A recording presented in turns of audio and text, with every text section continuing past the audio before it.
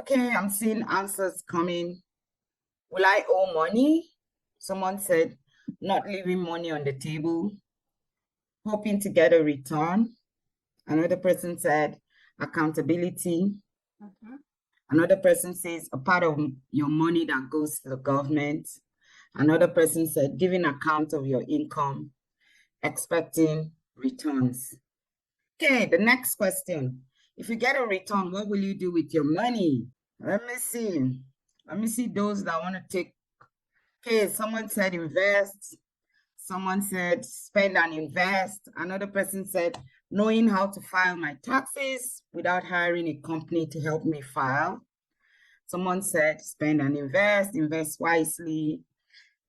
Lots and lots of responses. Thank you so much, ladies. I hope we get some men to join us as well because we want to share the knowledge. That's how generous WinTECH community is.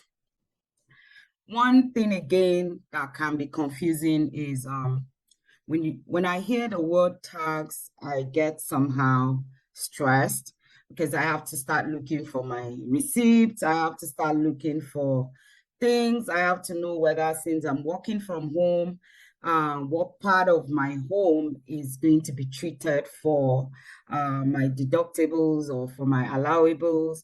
I'm also thinking of, okay, if I'm running a business, how are my expenses covered? Or if I have to return money to the government, what I'm supposed to do, and all those things. Before today, I was reflecting on when I first moved to Canada and we had to file taxes. And, during this time, there are a lot of people that you hear them say, oh, free tax clinic and everything. And so I quickly went to one and after doing all the process, which I'm very thankful to the person for helping me do. However, the following year, I decided to get a licensed tax person to do that tax assessment for me. And to my amazement, if I wasn't lucky, if it was so many years ahead, I would have not made some refund. That was where the tax licensed expert was able to identify some errors, some informations that were not captured, some allow benefits that I didn't get, and thankfully I was able to get. So today is one of those days that we're coming to learn a lot about taxes and how we can go ahead to file our taxes and what are the other benefits that we can get. So to take us further, uh, like I mentioned, I'm going to, my name is Mercy, just for those that are coming in. And if you have anything you want to comment on or say, just quickly use your chat box. I'll be monitoring that as well. So once again, thank you for joining us today. Welcome. To take us further, I'm just going to hand over the mic to no one but Wendy, the CEO of WinTECH Community, an amazing lady that is so compassionate and very, very excited when it comes to women empowerment. So I'd like to invite Wendy to take us on the next item on the list, which is talking about WinTECH missions and goals for the community. Wendy, the floor is yours. Yeah, thank you so much, Mercy.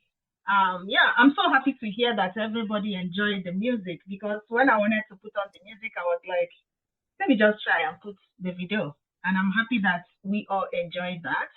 Having said that, good evening, everyone, and good evening, amazing women that are in this room. So, everyone, if you're a man here, if you're a woman, you're highly welcome. And I want to use this opportunity to welcome you to WinTECH Community. As Mercy said, my name is Wendy Wajifo, and I am a woman who is passionate about empowering others, building communities, and creating opportunities for women to grow and succeed in their careers. That passion is what gave birth to WinTECH. And for those that are joining us for the very first time, WinTECH is more than a community. This is an ecosystem that is designed to empower women and young girls with the tools, the skills, visibility, and opportunities they need to thrive in tech, business, leadership, and entrepreneurship. We exist because we believe in one powerful truth, which is when women are empowered, economies shift. When women are visible, doors open.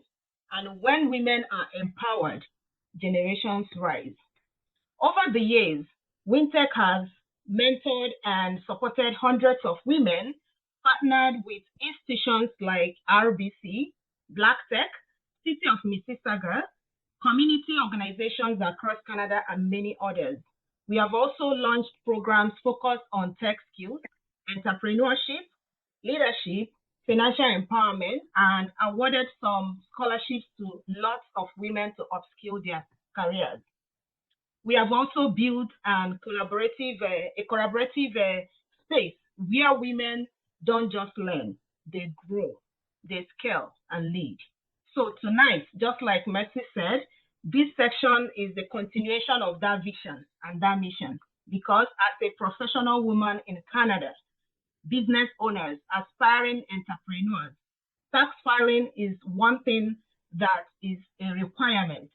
It's not just a requirement, it's also a strategy. You don't just file your tax, you file intelligently, you maximize refunds, you understand the system, and you build wealth. So, and that is why we brought an expert in the room who is going to be taking us on this section tonight.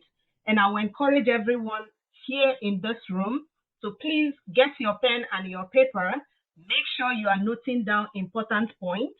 And at some point, if it requires you to ask any question or there is something you want to find out, please do not be shy.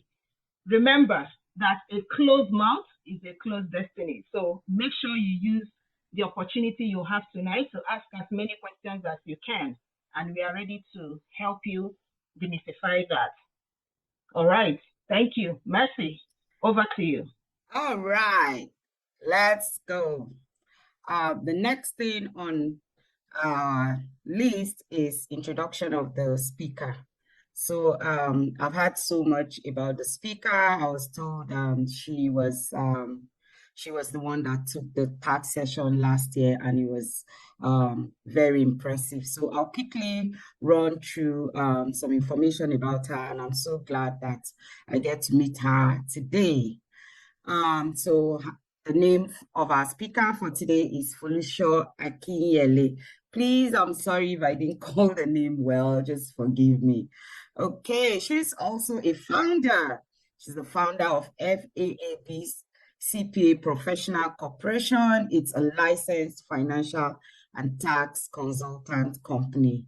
And so she is an independent accounting, bookkeeping, and tax firm supporting small and medium-sized enterprises with bookkeeping. So if you have a small company here and you're looking for someone to help you with your financial statement, payroll, corporate, sales, and personal tax services, we have the right person in the house. She also provides tax planning, accounting, payroll, corporate income taxes, for services for businesses, as well as personal income tax services for individuals. Another fantastic and inspiring thing about our speaker for today is that she has also held leadership roles in large international corporations and has worked with the Canada Revenue Agency. So we're saved. She knows all that we need to know. And so they say when you walk with the wise, you also be wise. So it's a good thing that we have a wise woman who has worked in this field and is ready to teach us some of the things that can help us. Okay, her experiences spans finance, accounting, personal and corporate taxation, like I mentioned. She's also into operation investment, control, and strategy. You know, one thing is so I read accounting. When I came to Canada and I was told that I have to do CPA, the first thing I just said, I say, I dash you people everything. I will not have cancer of the brain. Sorry, that's just by the way. Said I'm not ready to read because the first thing people started telling me, do you know how difficult it is to get to that level? Even if you have to come with ACCA from another country, do you know how difficult, do you know? Oh God. And then the sad thing is that the icon we have from Nigeria is not recognized. I just said, you know what? I am tired. This time around, I give it. So I would say to you, more grease to your elbows for having that designation of a CPA and also a CFA. And also a master's in business administration, a degree in accounting. I hope I can remember anything in my from my school days. And then her priority is building long-term relationships. I love that key points where people are passionate about building relationships, because it's not just about connection, it's about building that connection that is lasting. And I'm so glad that we have someone who has that priority. So today, I just want you to kindly welcome our speaker, Folusho Akinyele.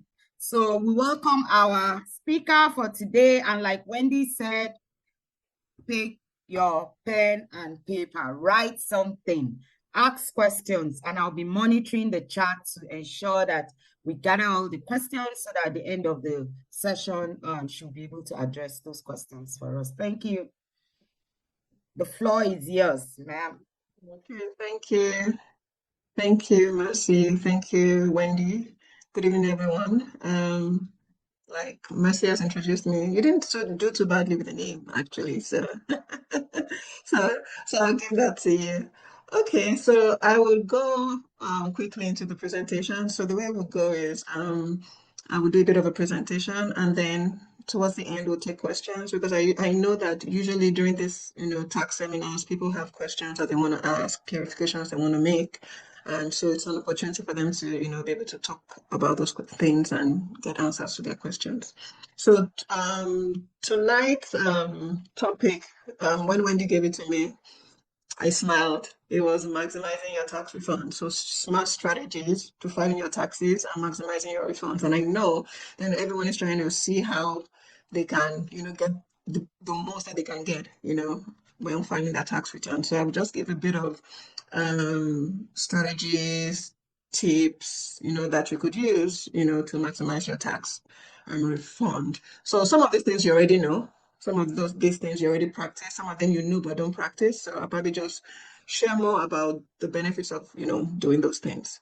But before I go into the strategies, I usually like to take us through the Canadian income tax system in case we have new people who don't really know much about it. I just like to kind of do that refresher, and then we'll go into the strategies. Okay.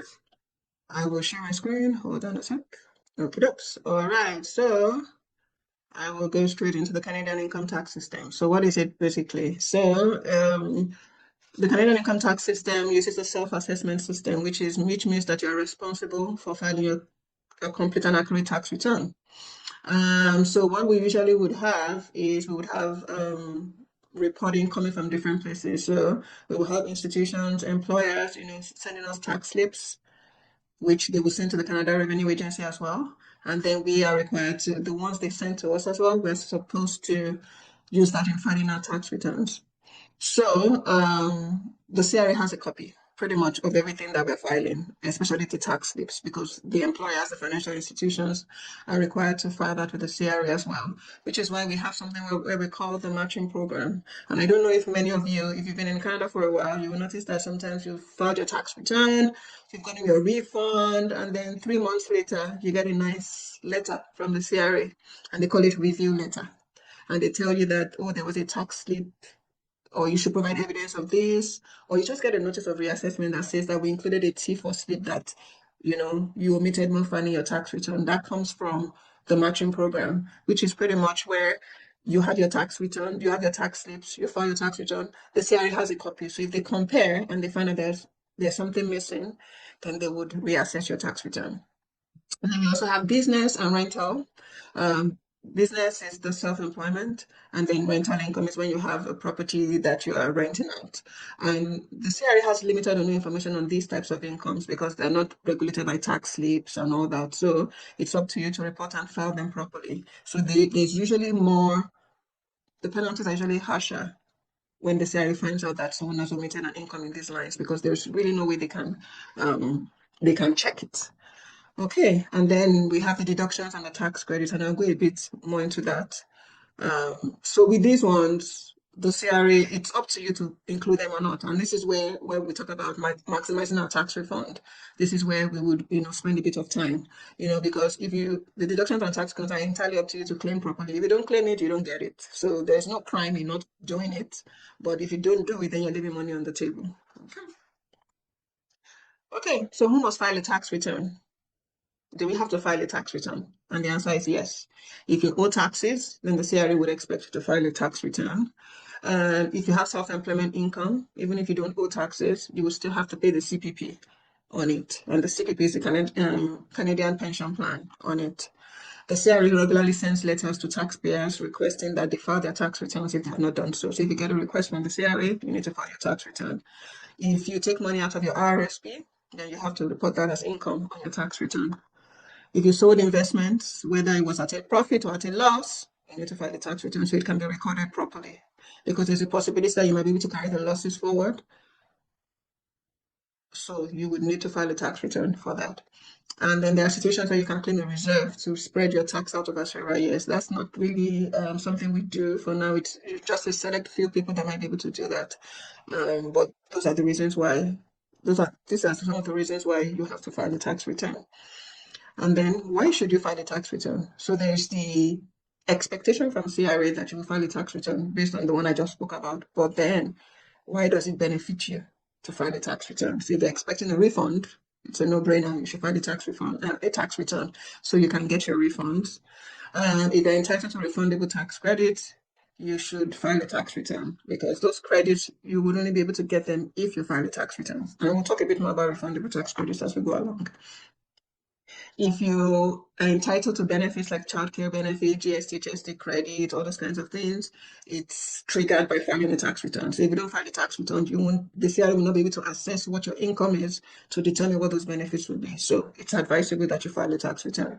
And then if you want to start building your RSP room early, it's better for you to file your tax return so that the income that you earn, the CRA can compute what your RSP contribution limits will be, and you can keep carrying that over and carry that forward and be able to use it to invest for retirement. If you have a loss to claim, I think I spoke about that already. You may think that there is no need to file a tax return because you have a loss, but the reality is that you can carry forward those losses. So it's better for you to file a tax return so you can use those losses in the future. And then if you're a student and you have no income, but you have tuition credits, you went to school, you got a T2202 tuition certificate from your school, you'll be able to carry those tuition amounts forward to use them when you begin to work as a tax credit. Okay, so quickly we'll go through the tax filing deadlines. It's 30th of April. If you're self-employed, it's June 15, but you must make payments by April 30th. So pretty much they're telling you file your taxes by 30th of June because if you know what if you are supposed to pay by 30th of April, you might as well file your tax return then. If the person is a deceased taxpayer, the person has 6 months after the date of death to file. If it's an estate trust return, 90 days after the end of the trust. And there are penalties for filing your tax returns late. So there is the first time late filing fee. It could be about 17% by the time you add it all up together. If you're a continued late filer, it could grow up to 50% in terms of interest and penalties. So it's advisable that we file our tax returns within the stipulated timelines for that. Okay.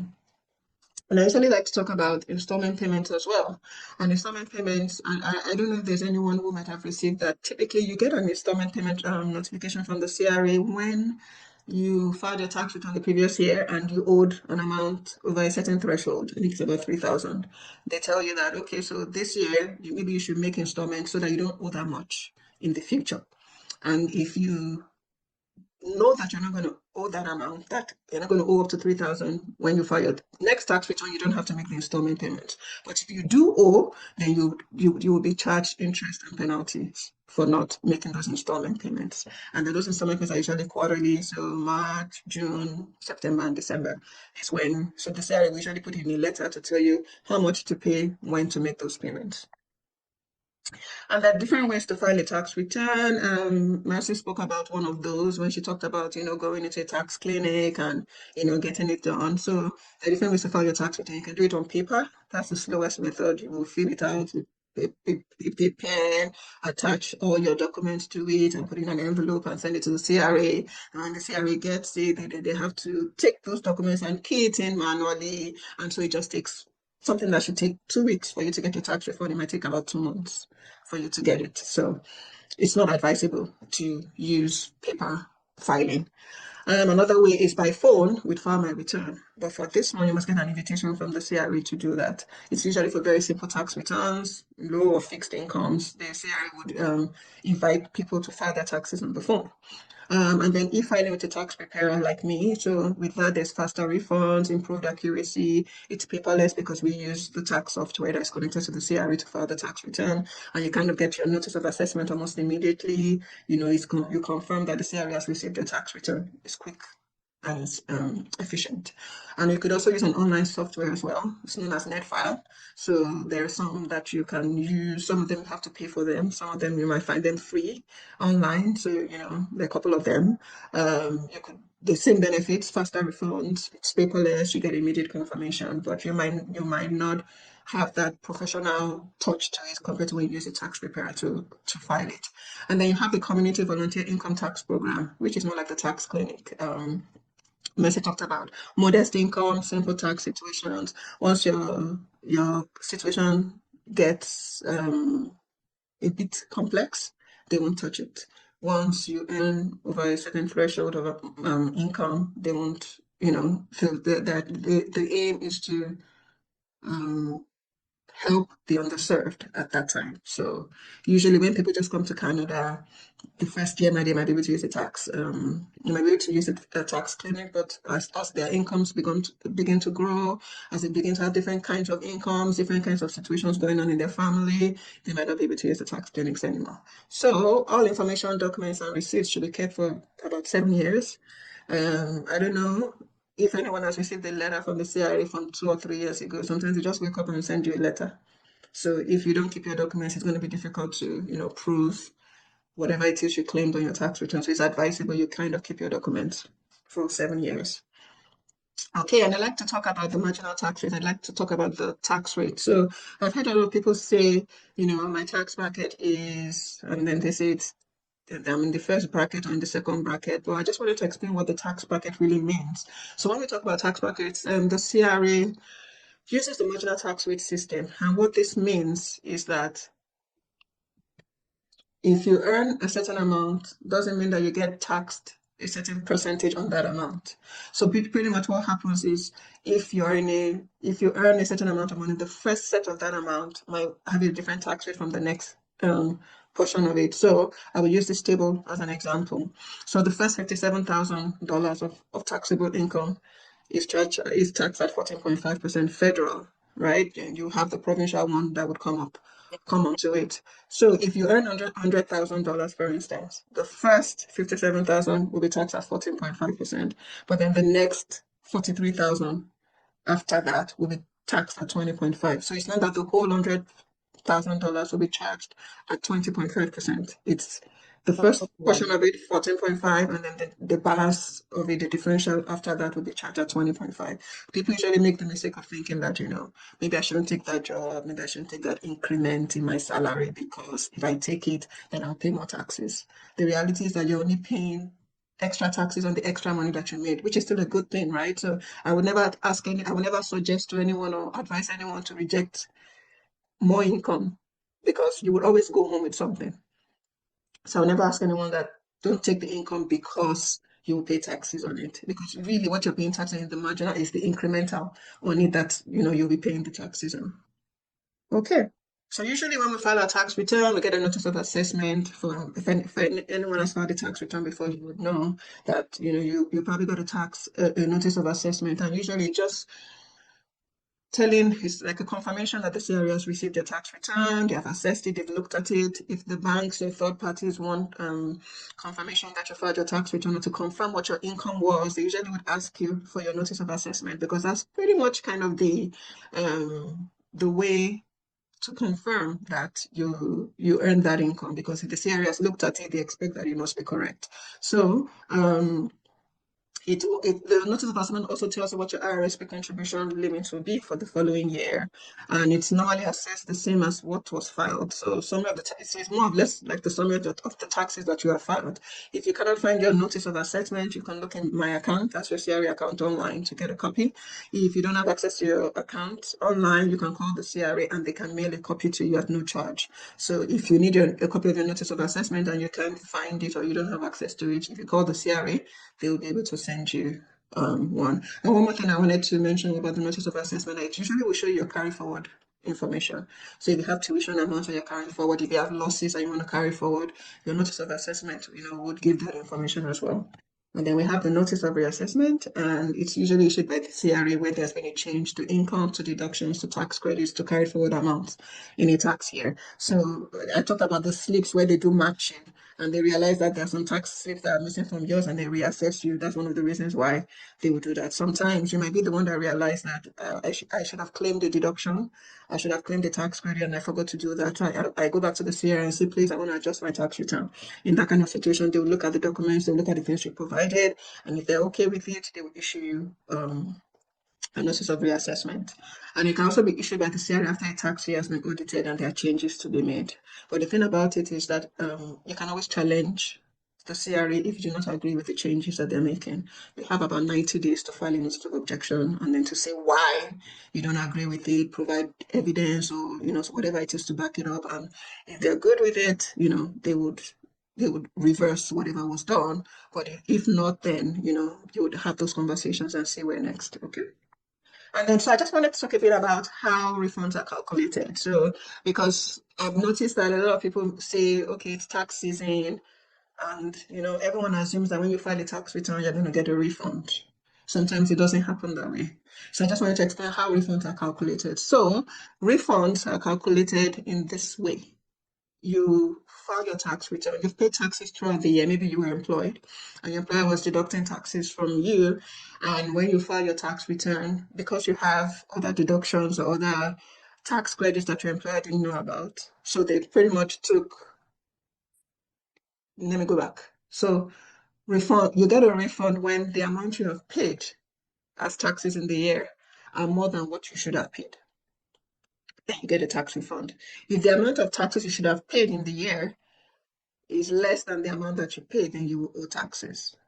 Now, the reason why you might be getting a refund is because your employer has deducted a certain amount of taxes, but by the time you filed your tax return, you included your tax deductions, your tax credits that your employer didn't in fact, consider. You realize that you've paid more than you should, the CRA will give you the money back.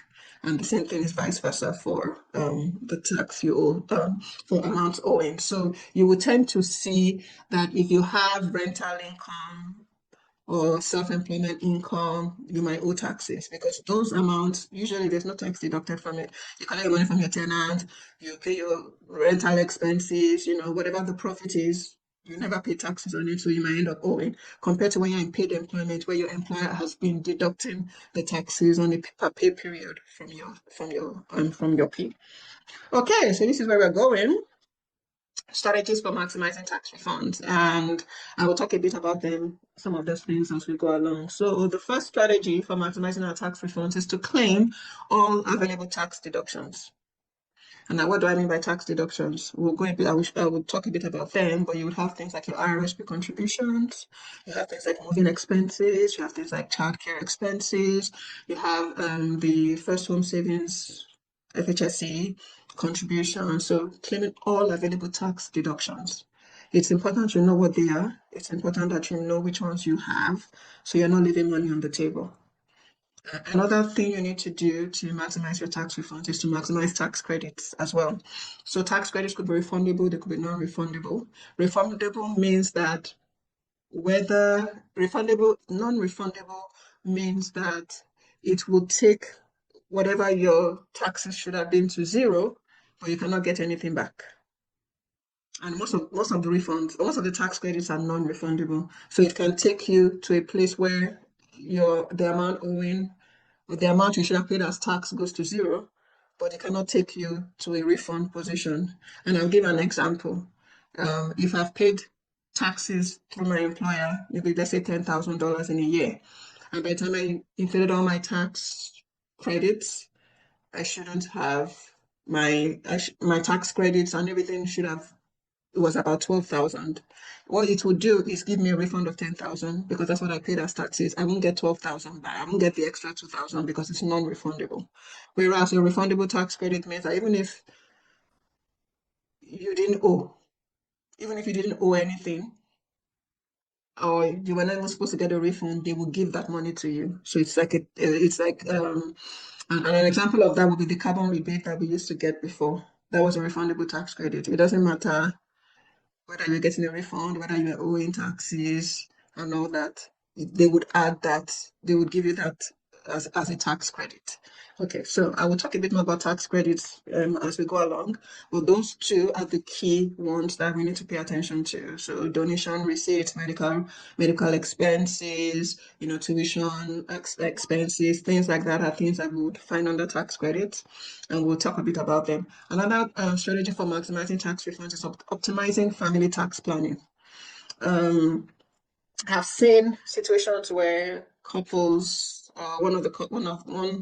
one side of the maybe one of the spouses is like, oh, I want all my receipts and all my tax credits to be on mine. I don't want to share with my spouse, and all that. But sometimes you leave money on the table when you do that because it may be beneficial if you look at it from what the family will get as a refund if that tax credit or that tax credit is applied on the other person's tax return. But sometimes, we try to be individuals and try to, mine is mine, yours is yours, and sometimes we lose some of the tax refunds that we could have gained in whole. So transferring of unused credits, education transfer, when you go to school, you can transfer up to $5,000 to your spouse in terms of tuition credits. If you don't do that and you don't need it, then you're leaving money on the table, right? The same thing with disability tax credit. If you're not using it and you're entitled to disability tax credit because maybe you have a disability, if you don't use it, it's a non-refundable tax credit. So if you don't use it, then that's it. Whereas if you could transfer to your spouse. And some other age credits, there's the age amount for those over 65 and all that. So it's advisable that, ensure that you're transferring unused credits to your spouse so at the end of the day, you guys can go home with more than as individuals.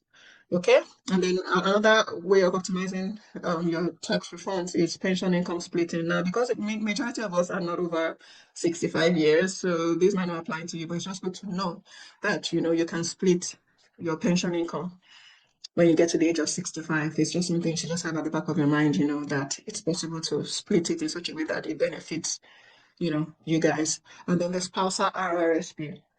And that one is used to reduce future tax burden. So if you have an RRSP, if you can contribute to your spouse's RRSP because your spouse is probably the lower income earner, you can contribute to your spouse's RRSP so that upon retirement, whenever the person wants to take the RRSP withdrawal, because the spouse is in the lower tax bracket, then the taxes that the person would pay will be smaller compared to if you were the one taking it.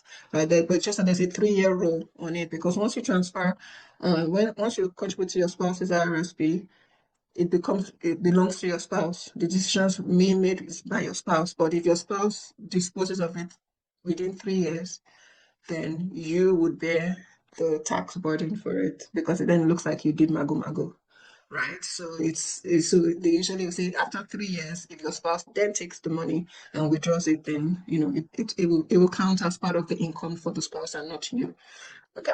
And another strategy for maximizing tax refunds is managing your capital gains and losses. I had mentioned before that, it's not only when you have a gain that you should file taxes. Like you have a loss as well. It's good to put it on your books, put it in the tax, so that you can claim it, use it in the future. You can use it this year, you can go back 3 years to use it, or you can use it in the future. So harvesting capital losses, sell investments at a loss to offset capital gains. So if, for instance, you know that you have capital gains. Maybe you had shares or whatever investments that you sold in, let's say, 2025, and or let's say 2026, and you've been carrying some losses in your books that you refuse to sell. You know that the money is not going to go back to where it was. It's gone, but you haven't sold it. That might be the year you will decide to sell it because you have capital gains. It will knock off, right? And the taxes that you will pay on it will be reduced. So these are the kind of things you should be thinking about when you're maximizing tax refunds. And some of these things that we're talking about need to happen before the year end. So you should just have an idea about it. Okay, I sold a property, I made a gain, but then I have these losses I've been carrying, but I haven't sold them. Perhaps if I sell them now, so I can reduce my gains, so that I don't have to pay as much taxes as I should. So this is what we call the harvesting of capital losses. And then timing your asset sales. So selling an investment in January is totally different from selling an investment in December. Because if you sell it in December, you will pay tax by 30th of April the following year. If you sold in January 2026, you will not be paying the taxes on the gain till April 2027. So you have a leeway. You have about a year plus, to defer that tax. So those are just some of the ways, you can strategize to maximize your tax refunds. And then file on time. There are penalties, interest on penalties. And these days, the CRA isn't smiling at all. Any little thing they're putting interest and penalties, late filing,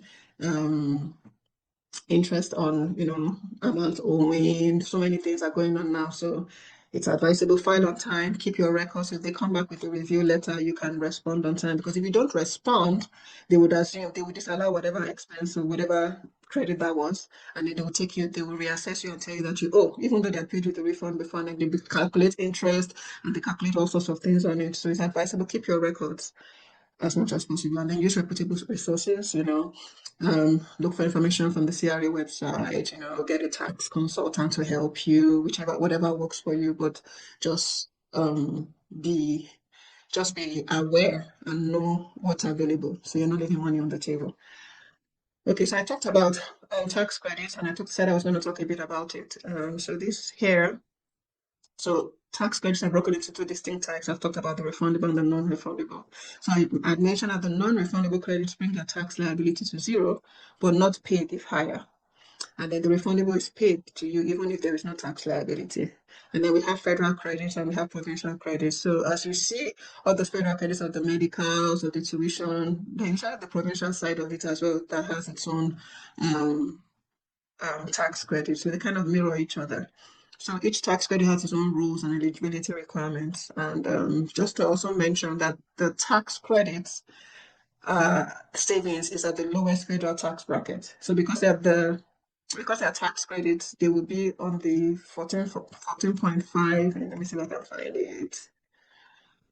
They will be, so they would be on the 14 point on the first tax bracket compared to tax deductions, which would be on the marginal tax rate.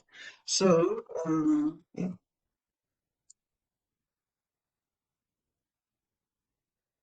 Yeah, so currently the lowest federal tax credit rate is 14%. The reason why it's 14.5% on that slide before is that July 1st, the initial lowest tax rate, federal tax was 15% before, and then July 1st, it was changed to 14%. So for 2025, it's the average of 14.5 that the CRA is going to use to complete our tax return. So currently, the lowest tax credit rate is 14%. When you add the provincial side to it, it's about 23% depending on the province. So most tax credits are indexed to inflation. So what's the difference between tax deductions and tax credits? So I mentioned that tax credits, you are saving based on the lowest tax rate. For tax deductions, you are saving on the marginal tax rate. So tax savings are more lucrative than tax credits. They are deducted from your total income to arrive at your taxable income. So I'll give an example. Your income is $100,000. You have childcare expenses of $10,000. Childcare expenses is a deduction. It's not a tax credit. So what that means is that when you have a childcare expense of 10,000, your taxable income will drop to 90,000, and so you're paying taxes on 90,000 instead of 100,000. The same thing with RRSP contributions, the same thing with FHSC, the same thing with moving expenses, employment expenses, that T2200 that our employers give to us because maybe we were working from home or we use our vehicles, to do work. Those kind of things are tax deductions. So they immediately reduce your taxable income. So I've talked a bit about the examples of the tax deductions, examples of the tax credits, basic personal amounts, age amount, tuition credits, donations, home buyers amount, spousal amount, medical expenses, and the kind of things. So I will not go too much into all this because of time. I know that we will still want to take questions, but I'll just kind of flip through and then we can take questions if anyone has specific questions concerning them. So basic personal amount is available to all Canadian residents. So it's usually what is called tax-free. What this means is that this is the amount to which, if you earn less than it, you will not pay taxes. So it's about 16,000 now. So that means that the first 16,000 of my income and your income and everybody's income is tax-free. So that's what the basic personal amount is. So you say whatever you earn above 16,000 that you'll be paying taxes on. And then the Canada employment amount. So as long as it can be claimed by any resident who has employment income. So there's an amount for that as well. And then we have the CPP and the EI tax credit. So because we contribute to CPP and EI, there's a tax credit for it, for those contributing to it. So those things would be calculated on your tax return. And then we have the donation tax credit. It only applies to registered charities. So you must look for the registered charity number on the receipt. If you don't have that, you might not be able to claim it. And either spouse can claim the tax credit. So I usually advise when you have donations, don't file your donations that your spouse will file his own. You will file your own separately. It's better if one person, it is always better if one person files all the donation amount on their tax return. Because of the way the donation tax rate is being computed, it's a matter of the first, this is a certain amount, and then the next, this is a certain amount. So if you split it and you take your own and you take your own, you will leave money on the table. So either spouse can claim the tax credit. Luckily, either spouse can claim the tax credit. So it doesn't have to be in your name for you to be able to, as long as it's your spouse's own, you can file it on your tax return. It can be filed, and either spouse can claim it or it can be split. I usually advise against splitting it. And it can be claimed for up to 5 years. So if you don't use your donation this year, you can use it up in the next 5 years. You can carry it forward for the next 5 years. And then there's a 75% income threshold. What that means is that based on your income, you cannot donate more than 75% of your income. The CRA will disallow the rest. Because I guess they're assuming that you will at least need 25% of your income to survive for you to, they will not expect that you will earn a certain amount and give everything out as donation. So the 75% income threshold, anything above that, the CRA will disallow it. Okay, so keep your receipts. It's a very high area of review by the CRA. They usually come back and ask you, provide evidence. If you don't have receipts, I usually advise, if you don't have receipts, please don't include it. Don't assume that I gave offering in church. If the amount would have been like 2,000 or the amount would have been like 15,000. So I'm just going to put it in my tax return because the CRA comes and you cannot back it up. They will disallow it. Remember that they are already giving you the refund based on when you filed it. You had filed it, they are giving you the refund, you are gone away, you have spent the money, and then they come back asking for you to provide evidence. If you cannot provide it, they will disallow it, and then they will tell you that you owe that amount, and then you with interest, and then you will have to pay it. So it's better to have your receipts. If you don't have your receipts, it might not be a good idea to include it on your tax return. And we talk about medical expenses. Which medical expenses can you claim on your tax return? You can claim for yourself, you can claim for your spouse, you can claim for your children or the children of your spouse, you can claim for dependents that live with you as well. And with the medical expense tax credit, excuse me, you cannot, if the amount is less than 3% of your income, it will not be beneficial. So usually I advise that whoever has a lower income should put the medical expenses on their tax return, because that's the way you will get the most out of it. So there's a 3% rule around it, 3% of your income. If the amount, the medical expense is lower than 3% of your income, it won't count. It will become zero. There's a way the CRA calculates it using the 3%. Okay, and then you can claim any 12-month period as long as the last month ends in the current year. So it doesn't mean, so as long as, so if you had medical receipts that were not useful to you in 2024, but maybe they happened in December of 2024, and you want to use it now, you can decide that your medical expenses will be from November 2024 to, sorry, from November 2024 to October 2025. You will still be able to claim it on your tax return. So there's a 12-month roll period. It doesn't have to be that everything must have been done in 2025 for you to claim it. If you have larger medical expenses in 2024, you might be able to claim them along with 2025. Okay, so we've spoken about the dependent, eligible dependents. So I'm going to go into union and professional dues. So this is a tax deduction because you use this to earn income. So it's expected that because you're paying union dues, because you have a job, you're doing that work, or that you got certified and you're paying professional dues or professional insurance because of the nature of your job. So these amounts are deductible on your tax return. So they're tax deductions. And then moving expenses, if you had to move to be closer to work or to business, or to study full-time at an educational institution, if you moved at least 40 kilometers closer to your new work or your new school, you'll be able to claim moving expenses on your tax return. And then excess expenses can be carried forward to the next year. So if your moving expenses are higher, than the income that you earned in that year, you'll be able to carry the risk forward into the future. Okay, so what can you deduct on the moving expense? For moving expenses, your transportation and storage, traveling expenses, meals and accommodation to move your members from the old place to the new place, cost of cancelling your lease, if you owned your house, if you're going to have to sell it, taxes and legal fees paid to sell the house, cost of selling the whole residence, legal fees, real estate commission, mortgage penalty, all those things you would be able to claim on your tax return. Okay, so the things you cannot claim on your as moving expenses. Expenses for work done to make a former residence more sellable. So yeah, pimping up the house so that it can sell well, that won't be part of your moving expenses. Any loss from the sale of the home will not be part of your moving expenses. That will fall under capital losses. So you will not be able to claim it on moving expenses. Expenses for house hunting, we went to check this place, went to check that place. You will not be able to include it on your tax return. If you're looking for a job in another city, you won't be able to claim it. If you're incurring expenses to clean or repair your landlord's place to meet the landlord standard, that means that they give it in a certain place. Maybe your children have written on the wall, they've painted on the wall, you're now trying to fix it, you won't be able to claim that on your tax return. So there's just a whole couple of things that you'll not be able to claim as moving expenses. Okay. And so if you're a student, the things you need to think about: tuition, education, and textbook allowance. We've spoken a bit about that.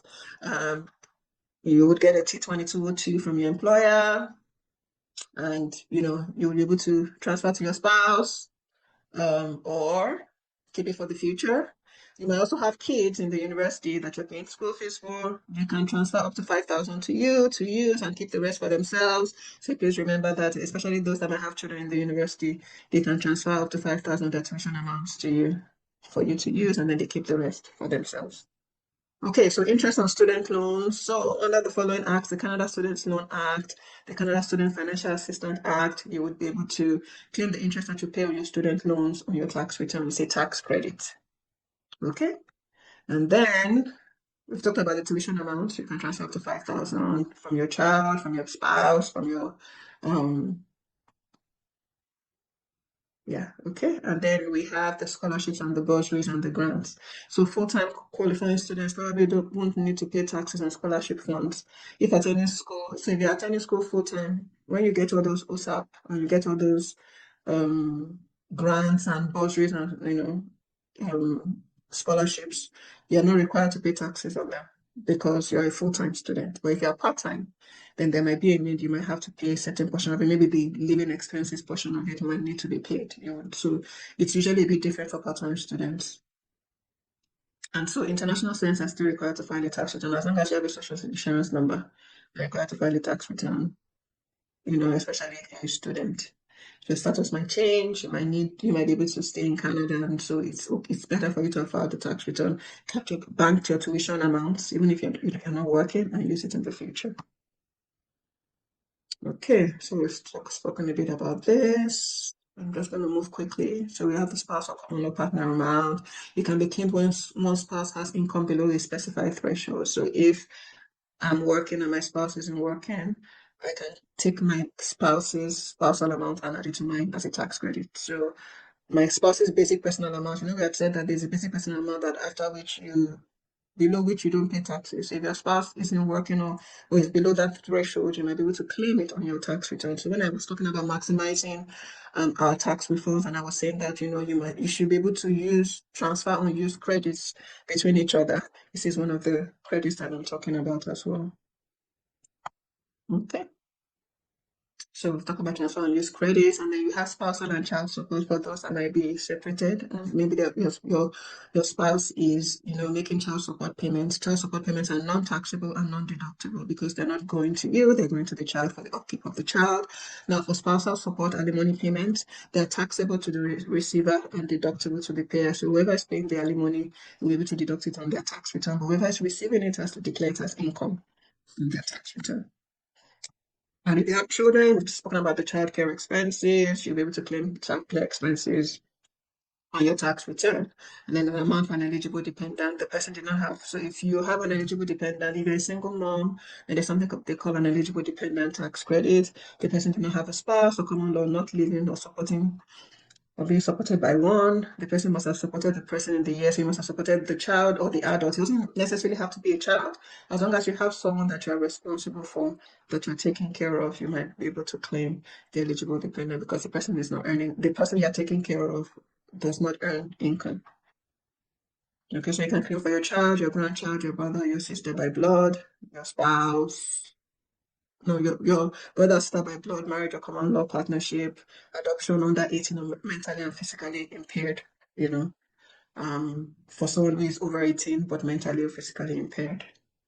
Okay, it can also be claimed for Canadian resident parents or grandparents as well. And then there's an adoption tax credit. If you adopt a child, there's some tax credits you can claim on your tax return. So for seniors, I don't know how many seniors we would have here, but I just usually talk about age credit. It's usually for people at the age of 65 in the year that they're filing their taxes, so they can claim the age credit, and it can also be transferred. The same thing with the pension amount credit, so you can split pension income, between spouses. And then if there's anyone who has a disability, there's a disability tax credit that you apply for, and you'll be able to get that one. Is pretty substantial, and all that. So it's available to those with disability. You have to apply for it first. And then we have the Canada Caregiver Tax Credit. And then we'll talk a bit about being self-employed. So if you're an independent contractor, you you don't have a company, so you're a sole proprietor. You would file your business income and expenses on your personal tax return.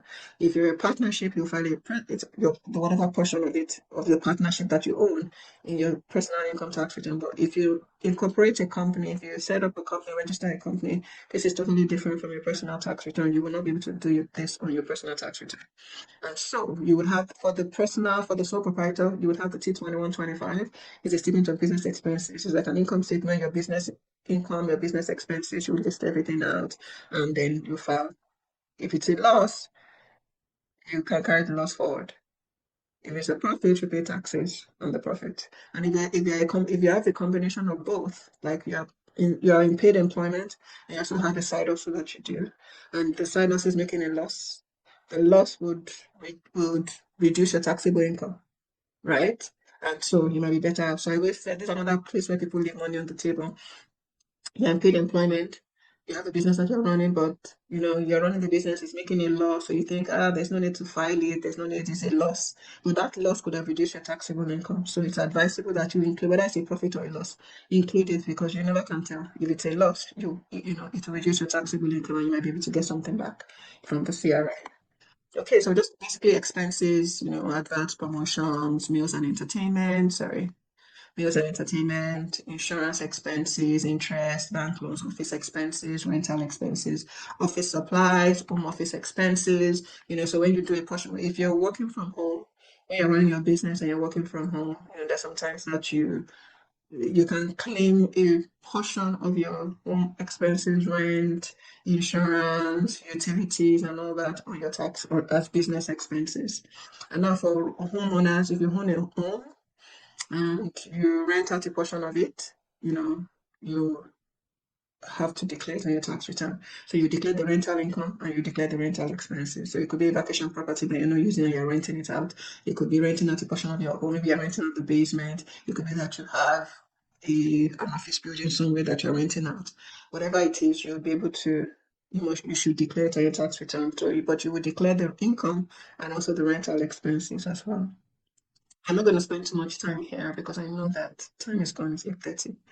I'm just going to talk a bit about the rental expenses. So the kind of expenses you can claim, the interest on the mortgage, you cannot claim the principal payments. You can claim the interest on the mortgage. You can claim property taxes. You can claim insurance, maintenance and repairs, condo fees, advice, utilities, professional fees. You employ somebody,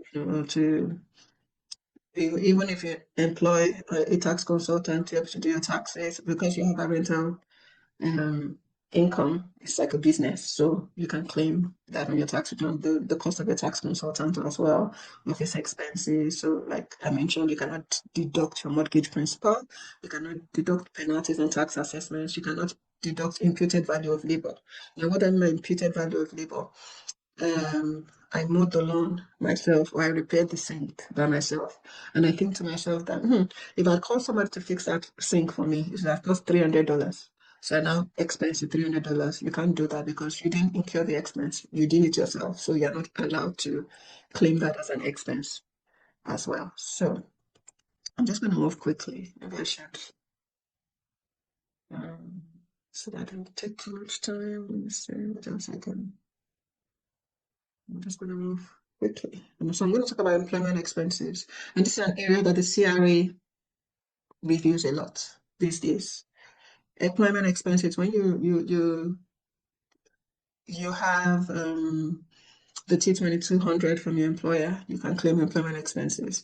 Now, employees cannot claim expenses on their tax return, such as travel to and from work, amounts for clothing, for shoes, personal grooming, and all that. Those are considered personal. So, and this rule applies to everyone, even business owners.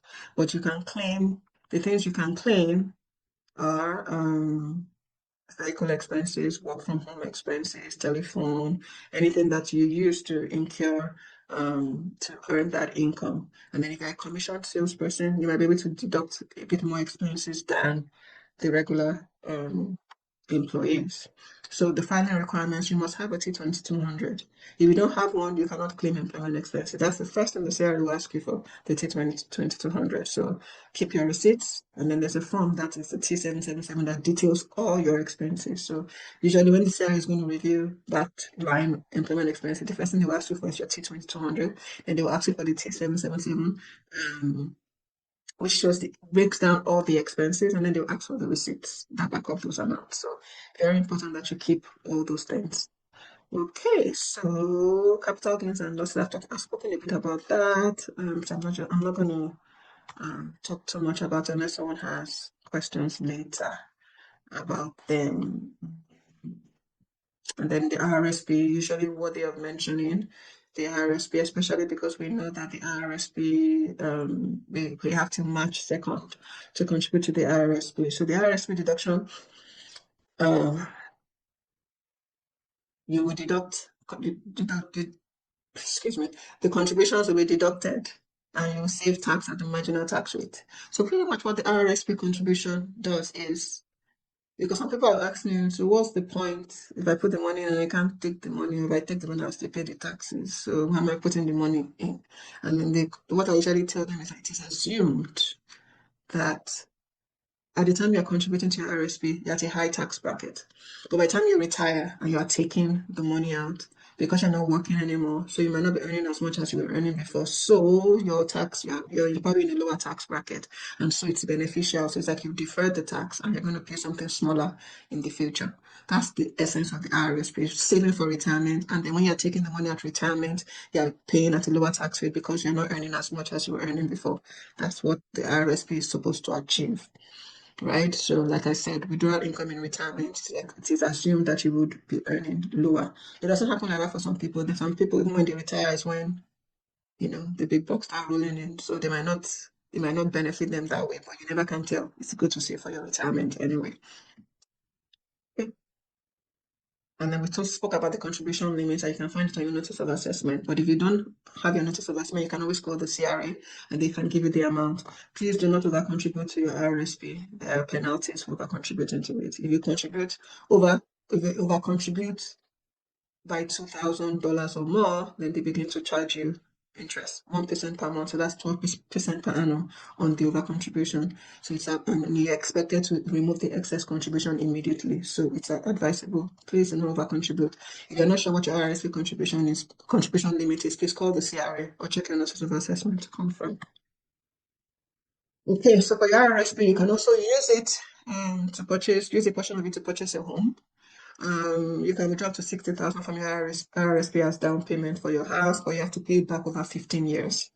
So, yeah, like borrowing the money, your retirement money, you must pay back. If you don't pay it back every year for 15 years, the year you don't contribute to your RSP, the CRA will take that year's contribution as income and they will tax it. Because so what they've pretty much done is that they've taken your income and put it into the RSP back because you're supposed to be saving for your retirement and then they've taxed you on it. So it's just worthy of mentioning. Okay, and then we have this first home savings account that came up not too long ago. And it's supposed to help people with their down payments as well. I think the limit is 40,000, so that means you can contribute up to 8,000 a year. So you have about 5 years to contribute. If you don't contribute in this year, you can contribute. If you don't contribute 8,000 this year, you can contribute 16,000 this year, as long as you open an FHSC account. If you didn't open the account, it doesn't start counting for you. So whether you contribute to your FHSC or not, if you open an FHSC account, you need to let the CRA know when you're filing your tax return. Let the CRA know when you're filing your tax return so that they can begin to carry your balances forward. So you can, maybe if you haven't contributed in 2 or 3 years, you can decide you want to contribute 24,000 all at once. So the same thing, just like your RRSP, it's a deduction that reduces your taxable income. And so you're saving on the marginal tax rate. So there's no tax implication at withdrawal if you use the funds to purchase a home for the first time. So if you decide that you're buying a house and you take the money, there's no tax implication. Unlike an RRSP where when you're taking the money at retirement, you still pay taxes. But for the first home savings account, as long as you're using that money to buy a house, you won't pay any taxes on the withdrawal. Okay. And we've talked about the FHSC unused the contribution limits will be on your CRA. You'll be able to find that on your CRA account as well. Okay, so we're wrapping up now. Just to mention a couple of updates for 2025. The deadline for filing is Thursday, April 30th, 2026. You have till March 2nd to contribute to your RSP. Your TFSA contribution rate for 2026 is 7,000, same as last year. And I spoke about the tax rate that changed from 15% to 14% starting July 1st of 2025. So this year, 2025 tax year is about 14.5% federal tax rate. And then, let's see what else happens. And then the CRA launched the Canada Disability Benefit. It opened up in June 2025, and it's available for those who have the disability tax credit. Okay, so it's for working age Canadians with disabilities. You can receive up to $2,400 a year based on adjusted family net income. You must be Canadian resident and certified to receive the DTC. That's the disability tax credit. And payments are retroactively available back to July 2025. And then just to mention that the last carbon rebate was paid in April of 2025 for those who filed their tax return in 2024. So you would notice that this carbon rebate we used to get quarterly. They stopped it because I think something about, they have put a rebate on fuel. I don't know about that, but that's what they said, that they put, on. So they've done like a rebate on the price of fuel and blah, blah, blah. And so we're no longer entitled to the carbon rebate. So April 2025 was the last time anyone would have received a carbon rebate credit. And then the digital news subscription tax return has come to an end. There was a time where, if you're subscribing to digital news, Canadian digital news, there was a tax credit for it. That has been discontinued. that has been discontinued. And the CRA is working on automatic tax filing for low-income individuals. This is something that they're still working on, and they're piloting the service right now. So automatic tax filing return means that the CRA will just go into your account, search through your tax slips, everything, and they would file your tax return for you.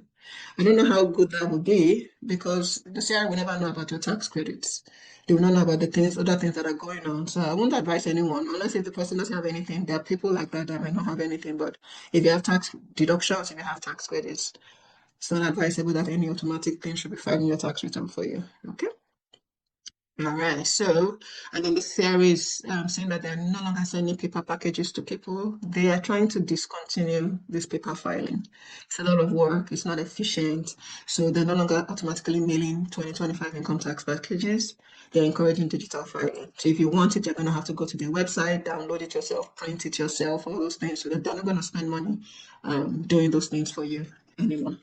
And finally, my final words: be informed, research, call the CRA to clarify, engage a tax consultant. If you make a mistake on your tax return, it's not the end of the world. You can always ask you can always tell the CRA to adjust your tax return. So you realize, oh, I forgot to claim this in 2023. You can go back and adjust your 2023 tax return. It's not too late. Okay? File your returns before the deadlines to avoid interest and penalties. Register for my account. That's your CRA account online. It helps you can change your address. Those wait times that you have when you call the CRA on the phone for 1 hour, 1.5 hours can be avoided if you have a CRA account. Update your banking information yourself, update your marital status yourself, update so many things, check your RSP contribution limits yourself, check anything you want to check on your own. Keep your receipts and documents at least 7 years because the CRA can come back. You would think that you've collected your refund, you've gone, it's all over. They can come back and they will reassess if you're not able to provide them. And finally, stay true. Stay true. As much as possible, be honest with whatever it is you're filing. Make sure that the expenses are genuine, the deductions are genuine, the credits are genuine, and you won't run into problems. Okay, so if anyone has questions, these are my details in case anyone wants to reach out. But if anyone has questions, I am available to take your questions. Okay. Yeah, thank you so much. So I'm just gonna post the questions we have here. We have about 8. Some of them you already answered. So maybe that way you quickly go through them and see if you just need to give us more information or to clarify something. So I'm going to read the questions. Would you like me to read them one by one or to read all? So One by one will be better.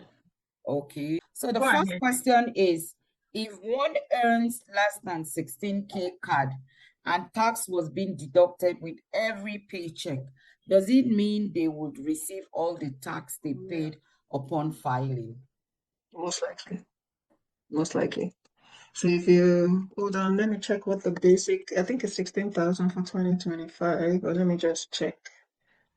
But you should get everything back. So if your total income, your total taxable income was less than 16,000, you shouldn't be paying taxes. So whatever tax that you have paid, you would get it back when you file your tax return. I Okay. just want to check what the basic personal amount is. So it's for 2025 is 16,129. So any income you earn, if you earn any income less than 16,129, you should get your taxes back.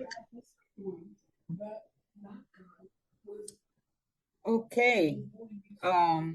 Wendy, can you please help me read the second question? Okay, so I can see here, how do I file if I started running a side business in December and an Airbnb throughout 2025?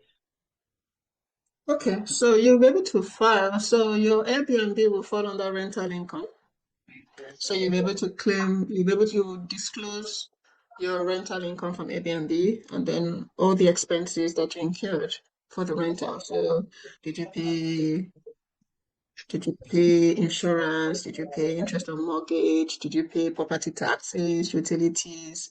Did you buy supplies like, for the Airbnb, toilet papers, supplies that run out, all those kinds of things, you'd be able to claim them on your tax return. Now, for the business that you started, as long as it's sole proprietor, you will be able to claim that under the business income portion of your personal tax return. So there is the employment side, there's rental, there is investment, there is business. So all those, as long as they were in your name or they were not incorporated, they would all fall into one tax return. So it's still one tax return you will file, but with multiple income streams in there. All right, the next question. Thank you. I hope that explains that. Mayo, once I'm done with these questions because they dropped them already, I'll call you. So the next question is, can I get a refund if I pay for a non-group health insurance personally? I don't know what that is. So when you say non-group health insurance, I guess you mean you bought insurance, you pay insurance, you paid insurance payment on your personal, like personally. Yeah, you'll be able to claim that as a medical expense. So yeah, the answer would be yes. Okay. The next one is, can I transfer claim on my educational expenses to my spouse? I know you spoke about that. Yeah, so the answer is yes for that. You can transfer up to 5,000 of your tuition amounts to your spouse. The maximum is 5,000. Okay, so this question, I think Wendy already asked it, but from what I see here is like, how do I file if I started running a side business in December 2025? Yeah, so you will file it, whatever income you earned in December 2025 will come in on your tax return. Whatever expenses you incurred in December of 2025 will come into your tax return. So it's the profit or loss that will hit your taxable income. So it doesn't matter what month of the year you started to run it. As long as it happened in 2025, you will include it on your personal income tax return. Okay. Thank you. The next question is, can you also claim expenses made by your insurance? I'm not sure I understand that question. Yeah, Expenses made by your insurance. yeah, Maybe you can raise your hand so that you ask the question properly. yeah. If you're still here, is Yeah, I'm here. Okay, okay. Izu, go Yeah, ahead. for instance, I'm saying like some of the like trying to make claims for your personal expenses, like the one you made in your car. Those ones are the ones you pay out of your pocket, right? So I'm saying expenses similar like that, but the ones that were made by your insurance. So we For made instance, by if I come to get a prescription glasses, I mhm. can pay directly and my insurance can pay too, right? So I'm saying if the insurance pay, can you get that whatever amount on your tax? No, if the insurance has paid, for medical expense, you can only claim what you paid out of pocket. So if your insurance paid for it, you didn't pay for it out of pocket, so you can't claim it. Okay, okay, thank you. Okay, so question 6 now. If I believe that the person that filed my taxes didn't do it properly and they want to refile it, the one from last year, this year, is that possible? But yes, it's possible. Like I Yeah, mentioned, it's if you like make my a case. mistake, you can Yeah. always go back and adjust your tax return. It's not too late. I think there's a 10-year limit. So Oh. as long as it's within the last 10 years, you should be able to.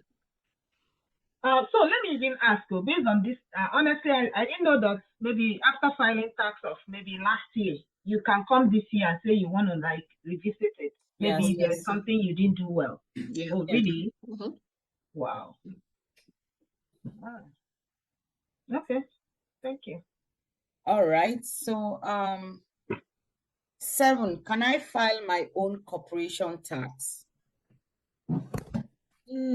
Yes, you can. You can file it, but I think that one might be paper because usually accountants, tax consultants, and all they use the software that is linked to the CRA, and most individuals don't have that, right? But if you want to file your tax return, your corporate tax return yourself, there's the paper version which you can file by yourself. Yeah.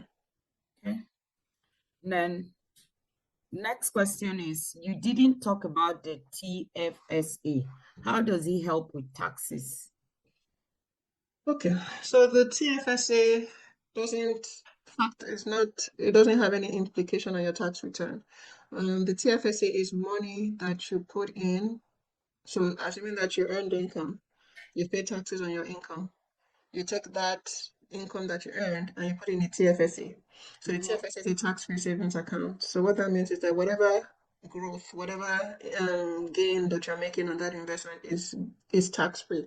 Whenever you decide to take the money out of the TFSA, you take it out tax-free. You don't have to pay taxes on it.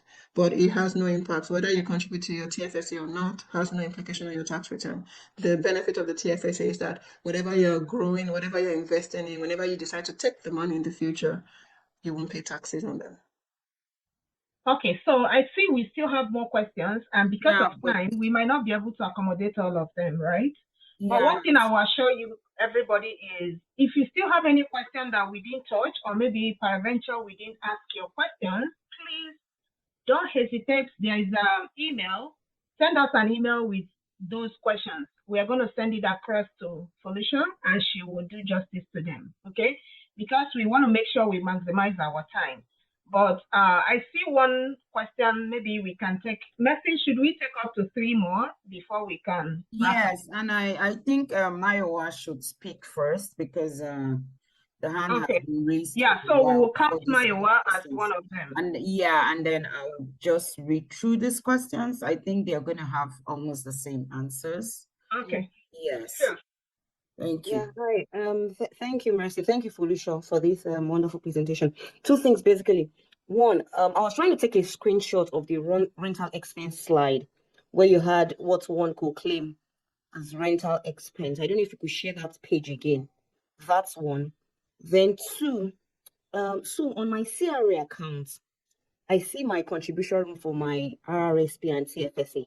However, for my FHSA, it says participation cannot be displayed at this time. And it was like that last year. So my question is there something I did with my filing that's making me see that's not enabling me to see that participation room? And before I mean, those are the questions I have. Felicia, I had appreciated you on the group chat. I must say, last year I shared it on the group when they sent that link. It was very insightful. There was this checklist that you shared on the screen. It had Chapelworth crest on it. I still have it. Like when I was going to attend this session, I told my husband, please send it to me. I need to print it out and still jot things down. I so much appreciate, the nuggets you shared last year and this year. And Wendy, thank you so very much for putting all this together. I truly appreciate each and every one of you. Thank you. All right, thanks, Myra.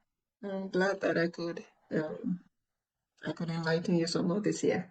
Okay, so for the FHSC, there's nothing additional. I think it's everybody that cannot see the FHSC. I think it's something the CRA is still working on.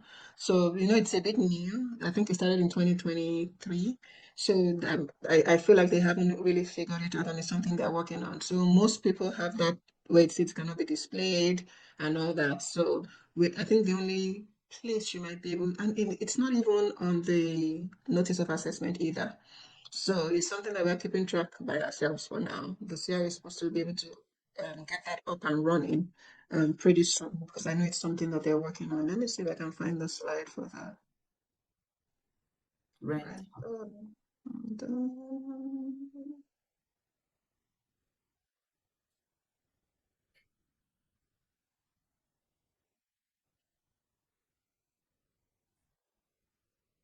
I just saw something. yeah, it's this one she's talking about. Yeah, no. Yeah, Yes, this one. is it this one? Is this I one? was talking about Yeah, it's rental this one. Let me just expense. take it. No, let me see. Yeah, it's this one. Is Felicia, this it's this one? one. Okay, so while Moyowa is taking the screenshot, there's this particular question I see on the chat. Honestly, I'm interested to know about the response. So Jay is trying to find out, he helped a friend or she helped a friend sell something online using the account to receive the money. That is his or her own account to receive the money, about 2,000 CAD. Do I have to report it during filing? No. So just to clarify, I'll need clarification on that one. Is it your income? So I'm just trying to understand what happened. So they just used your account, and then when the money came in, you gave the person the money. I If think that that's what the question is tilting if to. that's the situation, it's not your income. So ideally, it shouldn't be on your tax return. And I know that the question might be that, but what if the CRA should come and then they see it in a bank account? How do you explain it? As long as you can explain it and you can provide evidence, as if the 2K came in and you see the withdrawal here, I gave it to this person or I transferred it. I mean, it would just be a matter of being able to convince them that it was not your income in the first place, right? That's all. Because I hear a lot of people saying that whatever income or any money that comes into your account, you are going to account for it. You must file for it, you know. Yeah, So because you it is must not your report it income. and all that. So I'm It is happy not to your hear that. income. Yeah, Yeah, there's no if way. it's not yours, you can Yeah. also explain how the money, Came in and went came in out. and how it I went think out. that should be fair enough. As long as they're convinced that what you're saying is the truth and they can see a trail to show that, the money didn't end up with you, then they should be fine. Great. Okay, so thank you very much. I'm just gonna read the three questions so that the remaining ones so that you can just answer them together. So, can I claim expenses for a child's college, university preparation, or counseling? Number two, how do I file tax if I change my location in November last year? And the last one, can I claim expenses for certificate courses like food handling done to get a job? I can read them again if you want. No, I think I got them. I got them. Yeah, Okay, so so that would be the last question. for the child expenses, the counseling and co, the answer is no, you will not be able to claim them. You'll be able to claim them because they're not childcare expenses, neither are they tuition expenses. So they're just, expenses that you incurred in the day-to-day of your trying to work with your child to get into college. When your child gets into college and you're paying the school fees, the tuition, then you can claim some of the tuition on your tax return, right? So so you'll be able to claim up to $5,000 of the tuition that you're paying on your tax return. But all the counseling or, when you make payments to register for or to apply to a university, you can claim those on your tax return. Counseling and all that, you can claim those on your tax return. Now, the second one about location. So you moved provinces or you changed your address. It's what the CRE uses is your province as at 31st of December. It doesn't matter where you were January um, to November. What was your province? Where was your province as at 31st of December? That's what would be used to determine your taxes for the year. So now that might be a good thing or it might be a bad thing, depending on what province you were coming from and what province you eventually went to. If the tax rate in the province you went to was higher than where you were coming from, where your employer was paying you from, then you might owe taxes. And it might be the other way around as well. If you're coming from a higher taxed province and moving to a province that the taxes are a bit lower, then you might be getting something back because like you over contributed to your taxes. So just note that on the 31st of December, whatever province you were resident is what you would use for your tax filing for that year. Okay, and then there was a last question about expenses for certificate handling and all that. So, and this one usually is all over the place. So the CRA says that if you're writing professional designations to become, so for instance, you're to become a pharmacist or to become a doctor, you have to pay for the pharmacy board, or you're writing a lawyer, certifying to become a lawyer in Ontario or in Canada, and you're writing those exams and doing those certifications, you can claim those on your tax return, right? But it has to be like a recognized professional body that, without without that certification, you cannot practice in Canada.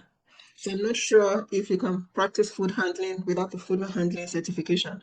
And these things are usually subjective, right? So I would say if you feel that you cannot practice or become a food handler without writing that certification, and you have to pay for it, including your tax return, the CRE reviews it, then you can discuss why you think it is. Everything is dialogue. Everything is, being able to prove that, I cannot practice without it. And it's a federally regulated association or professional body. If the answer is yes to that, I think it will pass. But then at the end of the day, still will be subject to what the CRE official thinks about it. But I think that it might be able to pass if you're not able to practice as a food handler in Canada without that certification. I think I've answered those 3 questions. Yes, you have. Thank you so much. So guys, let's give her some emojis as a way of saying clapping and thanking her for her time. And while we're doing that, I'll invite Eka to close us off. Thank you so much. Appreciate your time. Go ahead, Eka. Thank you, Mercy. Good evening, everyone. And we can all agree that it's been an insightful and eye-opening session on maximizing our tax returns.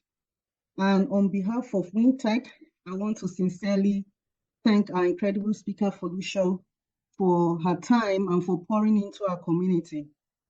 Tonight was not just about filing taxes, it was about strategy, awareness, and keeping more of what rightfully belongs to us, what we earn.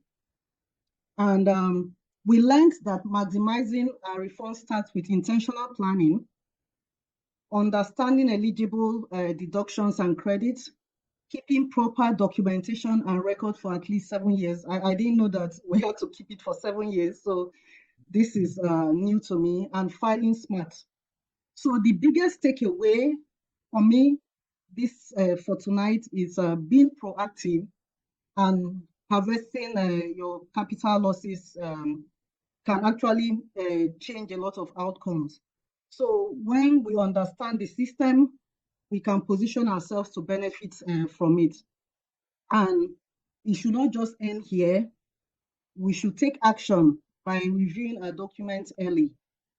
Then we should also commit to apply at least one strategy that Felicia shared this night into filing our taxes for this year, for our 2025 taxes.